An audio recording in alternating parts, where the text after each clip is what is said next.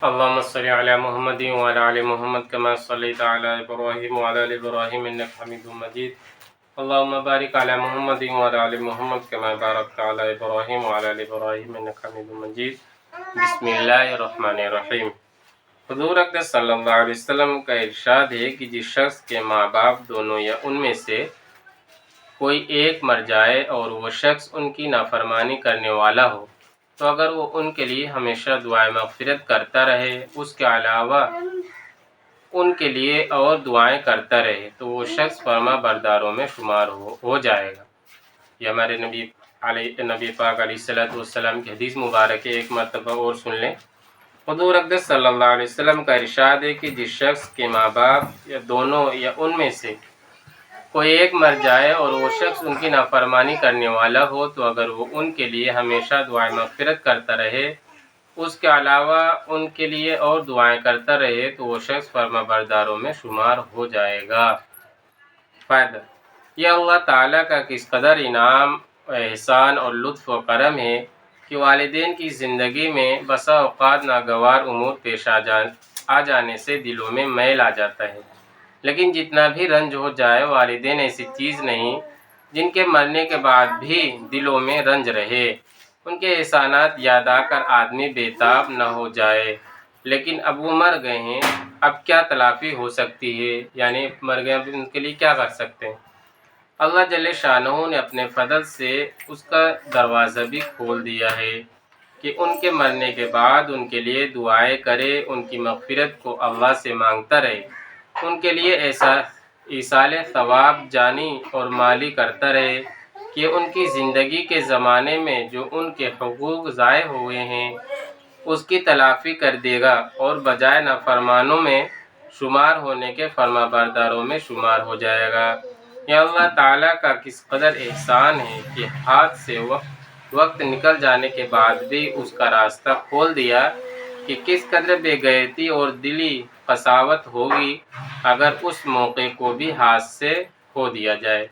ایسا کون ہوگا جس سے ہمیشہ والدین کی یعنی ماں باپ کی رضا ہی کے کام ہوتے رہے ہوں اور ادائے حقوق میں کوتاہی تو کچھ نہ کچھ ہوتی ہی ہے. یعنی ماں باپ کا حق اتنا بڑا ہے کہ اس میں کچھ نہ کچھ کمی کوتاہی تو رہ ہی جاتی ہے.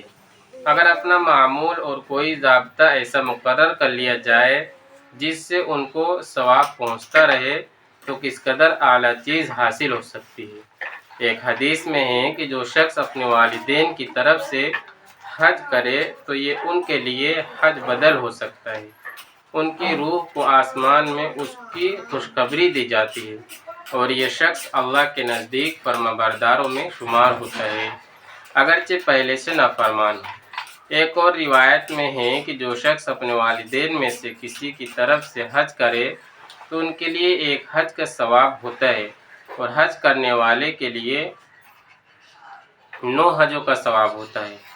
علامہ عینی رحمۃ اللہ علیہ نے شرح بخاری میں ایک حدیث نقل کی ہے کہ جو شخص ایک مرتبہ یہ دعا پڑھے الحمدللہ رب العالمین رب السماوات و رب الارض رب العالمین وله الکبریاء فی السماوات والارض وهو العزیز الحکیم للہ الحمد رب السماوات و رب الارض رب العالمین وله العظمۃ فی السماوات والارض وهو العزیز الحکیم هو الملك رب السماوات ورب الارض ورب الطاعمین وله النور فی السماوات والارض وهو العزیز الحکیم.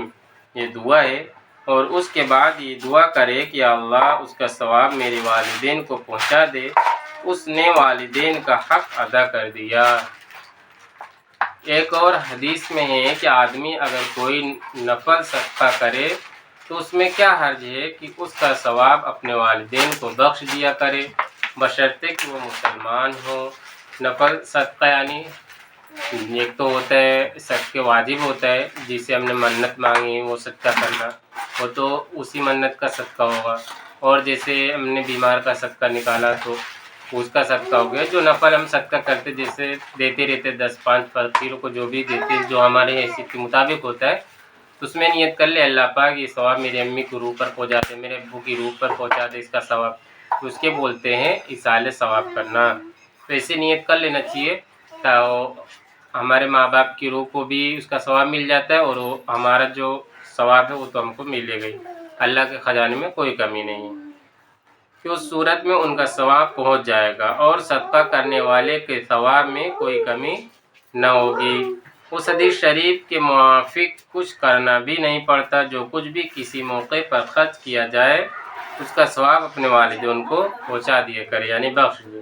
حضرت عبداللہ بن سلام رضی اللہ عنہ فرماتے ہیں، اس پاک ذات کی قسم جس نے حضور اقدس صلی اللہ علیہ وسلم کو حق بات کے ساتھ بھیجا ہے، یہ اللہ کے پاک کلام میں ہے کہ جو شخص تیرے باپ کے ساتھ صلہ رحمی کرتا ہو تو اس کے ساتھ قطع رحمی نہ کر، اس سے تیرا انوار جاتا رہے گا۔ یعنی جو والدین کے ساتھ صلہ رحمی کرتا ہو تو اس کے ساتھ قطع رحمی کرتا ہو کے ساتھ جو ہے، جو صلہ رحمی کرتا ہو اس کے ساتھ قطع رحمی، یعنی جو اچھا سلوک کرتا ہو، رشتہ داری رکھتا ہو، تم اس رشتے کو مت توڑو، نہیں تو تمہارے جو نیک اعمال کے انوارات ہیں وہ سب زائل ہو جائیں گے۔